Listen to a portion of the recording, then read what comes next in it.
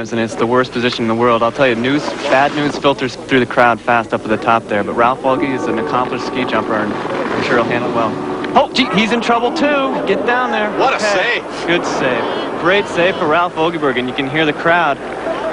Huge collective sigh. Oh, he came so close to not winding up standing at the bottom of the hill. Comes to the end. Might have been a little bit late. The skis come hard, and he's still going at him in the same position as Akamoto there, but he managed to do some pedaling with his arms and get his feet under him. I'll tell you, it's the hardest thing in the world to do. It's 70 miles an hour, 30 feet in the air to land on your feet when you're in an off-balance position. Good save. What's going on here? You know, Al, as I look around, I can't really tell you. The conditions look good for flying. I can only think that maybe, given this World Championship event, some of these guys are trying a little bit too hard. Ulf Findheisen of East Germany, 24 years old. And he's been a good one for the East Germans. He's sitting in a good position there. Good forward move. Oh, no, he's in trouble, too. Oh, no. Face first onto this icy hill at Kulm. Ulf Findheisen of East Germany. And like a rag doll, that long slide again. Jeff, this is really starting. I'm feeling a little sick to my stomach here, Al. I can't believe this. I've never seen ski flying like this. So many falls. And again, the medical aids are out there for Ulf Findheisen. As we look at it again, I thought it was a really good forward move, but then that right ski right there abandons him, and he's out there. There's nothing he can do. He's trying to pedal a little, and now his left ski is gone, and now there's no helping him. It was a terrible fall. Ulf Findheisen now being taken off the ski flying outrun and on his way to the hospital with some terrible looking facial cuts. Somehow the ski jumpers will continue. The next one, though, perhaps the most talented ski flyer around, Matti Nykänen, the defending world champion. He won that title last year at Planica. In practice 2 days ago, Jeff, some interesting styles, at least, by Matti Nykänen. Well, I think Matti Nykänen thinks he's so much better than the field here that we saw him standing out down the in run, checking speeds. They didn't have the same speed coming off the end. He thought there was too much speed. And then when it counted in yesterday's first round? He's pushing off. He knows he's got to go for it. But it didn't work for him yesterday. He finished in a tie for 9th. First jump of 3 today for the defending world champion, Matti Nykänen, with the Austrians leading, and that must drive him crazy. You know, he's got to have 2 jumps where he really leaves the field here, Al, if he's going to have a chance of doing this here today. He's coming down the in run now, sitting in his good position. Hits the end pretty well. Looked like he might have moved forward a little bit with his butt, so he's not quite as clean to the air as some of his best jumps. Longest jump today, though. Yes, it is. 567 feet. Matti Nykänen showing his stuff again. Is he to be denied today? I'm not sure there, Al. He's going to have to really leave the field behind. We'll have to see what Franz Neuländer here can do. Nykänen didn't like his jump, but Franz Neuländer loved his in the practice round when he set the hill record. And here he is, first jump of the final round. A great sense of anticipation here. And I'll tell you, Al, no kid has ever impressed me more than this Franz Neuländer from Austria. He's off on a good takeoff again, and he's flying it way down the hill. He's so pretty for a young skier, I can't believe it. Better than Nykänen. Better than Matti Nykänen. 571 feet. And the Austrian crowd knows it. Look at Franz.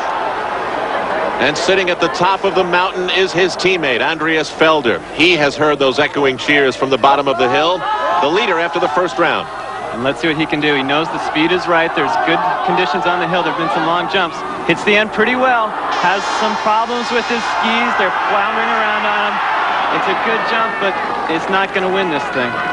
528 feet for Andreas Felder, and now the pressure really grows because remember, you get 3 jumps. A rather nervous jump. Well, Rolf is about to have another crack at it, and as you're about to see, he has every reason to be a little nervous again. At the ski flying hill known as Kulm in Bad Mittendorf, Austria, the 9th Ski Flying World Championship continuing, moving to the second jump of the 3 we will see today in the final round. The ski flyers keeping their best 2 from yesterday and likewise today. Here's Ralph Agerberg of Norway, who certainly gave us a scary moment when he almost fell before. And I'll tell you, Al, I don't even know why he's out there. He's not in a position to win this thing anymore. He's just had a really scary jump. I'd be hanging him up, but here he comes. Good forward move. Now he's in G2.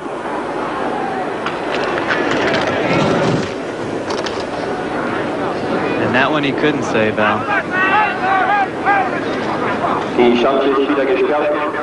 And for the 3rd time today, medical aids are out there. Jeff, we talk about fear and why the ski flyers are scared. I'm really starting to ask why we're here and why they're doing it.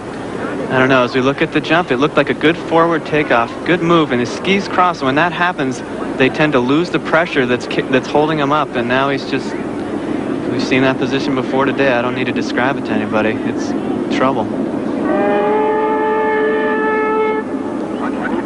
Tremendous impact on the mountain and maybe something worse. Watch this ski. Oh, looks like it got him right in the eye out.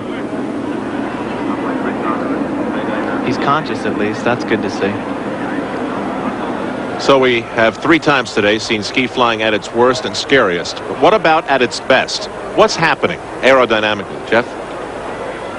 Ideally, Al, ski flyers are trying to emulate an airplane wing. As the wing cuts through the air, the molecules are split. Those traveling the relatively shorter distance along the bottom become more concentrated, form a high-pressure system, and act as a cushion for the wing or ski flyer to ride on. The result is that of an overall lifting effect, and we know it works for airplanes, and if a ski flyer has the right speed and right position, it can work for a ski flyer too. Okay, let's watch this aerodynamic principle put into practice by Matti Nykänen of Finland. He needs some great jumps. He's trailing the Austrians who have been dominating throughout the weekend. Matti Nykänen, now an aviator. And now he's the best aviator out there today. He knows how to fly. It's just a matter of hitting the takeoff for him. Looks like he hit it well. He did hit it well. He's going way down the hill. It's going to be a long one. Just playing with it. Beautiful jump.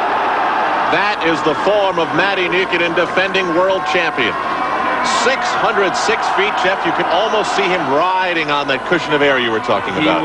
He was definitely riding on. Look at that. He's happy. You don't see Matti that animated very much. He thinks that's a great jump. Playing with the crowd. Yeah, I'll say. Jeff, what about his style sets him apart from the crowd so often? Well, as you see here, he does ski a little crooked in the air with the skis off to one side. He's skied like that ever since he was a junior when he burst onto the scene in 1981, and I don't think anyone's going to tell him to change anything, especially with jumps like this. Just a great jump. You know, though, it looks like he backed out a little bit earlier. I think he had more in that jump if he wanted to. You can see he just kind of eased off his flight and set it down. I think that he thinks 606 feet is going to be enough to win the round and maybe even the whole world championship. Of course, this huge crowd respects Nykänen, but they love Franz Neulentner of Austria. And right now, he looks like the leader, although we don't know which 2 of the 3 final jumps he will keep until the day is finished. But right now, he looks like the pace setter. And Al, he's such a cool competitor. He continues to amaze me at only 20 years old. Sitting well here, good forward move. He's off into the air. It's going to be another long jump. Playing with the air, just floating it down. He just took a lot of wind out of Matti Nykänen's sails. Matti had to really win the round by a lot, but Franz was right on his tails there. Very close, Jeff. That's true. 587 feet, but Neulentner will not know if it's good enough until the day is over. Here is Andreas Felder. Well, he has been exciting for the Austrian to watch, too. And yesterday he put his last 2 together in good form. He's got to do it today. The pressure's on. He's 2 jumps. They both got to count. Hit the takeoff right on the button. He's floating it. He is flying. Holy smokes, that's gone. Even Neulentner, his teammate, has to applaud what Andreas Felder has just done. Waiting. That's close to world record, I'll tell you, Al. Yes! 627 feet. Andreas Felder has tied the world record set by Matti Nykänen last year in Yugoslavia.